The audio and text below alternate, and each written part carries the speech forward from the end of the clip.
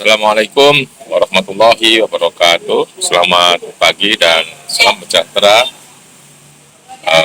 buat kita semua.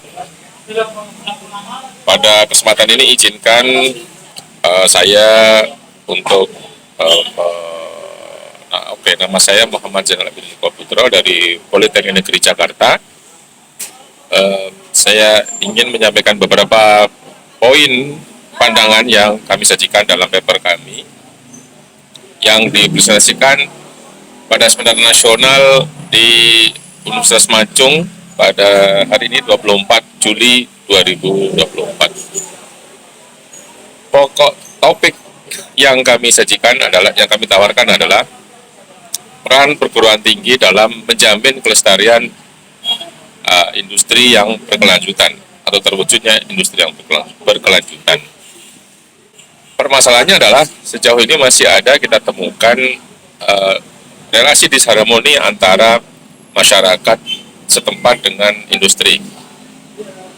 Ada protes dari masyarakat setempat terhadap industri yang berada di sekitarnya, instalasi industri yang berada di sekitarnya. Contoh terbaru adalah kasus Rempang yang terjadi tahun 2023 yang lalu menurut saya. Peristiwa itu begitu mengagetkan kita karena di tengah upaya kita untuk menjamin kelangsungan hidup dan kesejahteraan masyarakat, ternyata justru ada melalui industri, ternyata dan investasi sekaligus, ternyata hal itu direspon sebaliknya oleh masyarakat, ya, bahwa mereka keberatan instalasi industri di daerah tersebut. Nah, pada titik ini sebetulnya menjadi pertanyaan mengapa hal ini dapat terjadi. Nah, untuk melakukan itu kami mencoba menurunkannya menjadi sebuah desain penelitian dan dengan metode sementara adalah desk research, jadi desain dokumen. Dan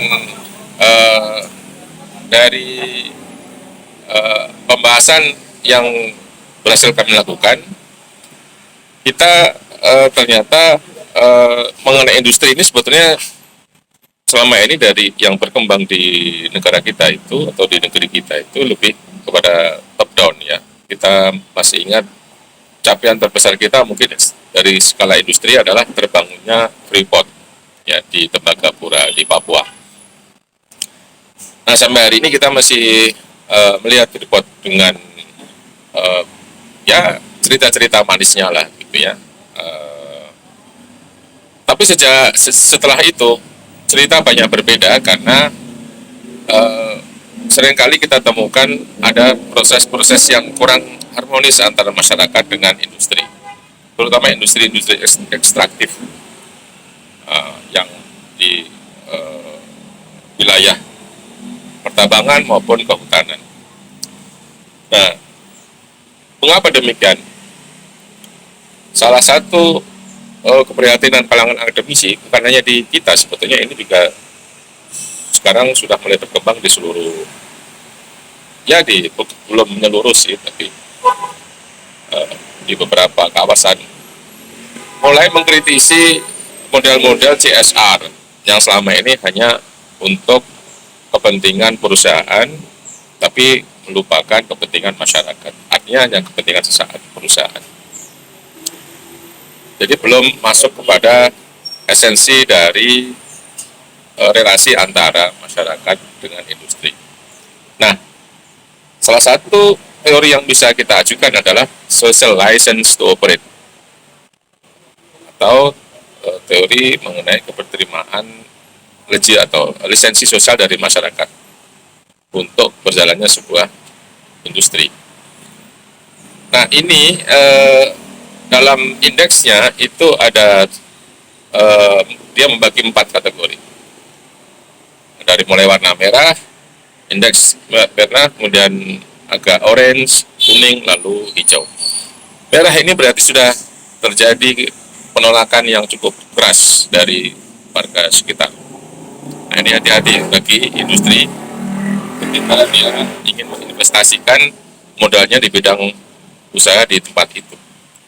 Rempang merupakan salah satu contoh indeks yang berwarna merah. Kuning di bawahnya atau orange ini sudah ada sedikit terbuka walaupun belum 100% terbuka atau masih banyak justru ganjalannya. Nah, ketika kuning ini sudah 50-50. Masih ada, sudah mulai ada jalan walaupun mungkin ada keberatan-keberatan, tapi bisa dirundingkan. Dan yang paling aman adalah hijau. Jadi ada 4 indeks, ukuran indeks yang digunakan umumnya dalam SLO atau socialization. Nah, di sini perguruan tinggi sangat strategis untuk memastikan bahwa indeks SLO ini dapat diterapkan di berbagai wilayah di seluruh di mana terjadi masyarakat dengan industri itu berrelasi. Misalnya di kami sekarang sedang juga menerapkan SLO ini untuk masyarakat yang di situ ada industri wisata. Di satu kelurahan di Depok itu ada satu kelurahan yang memiliki 3 lokasi untuk outbound dan wisata air, bahkan 4. Nah, kami sekarang sedang merintis agar indeks ini dapat diterapkan di dalam relasi antara masyarakat dan industri. Demikian saja yang bisa kami sampaikan. Jadi kurang lebihnya mohon maaf. Saya akhiri. Assalamualaikum warahmatullahi wabarakatuh. Selamat siang dan salam sejahtera.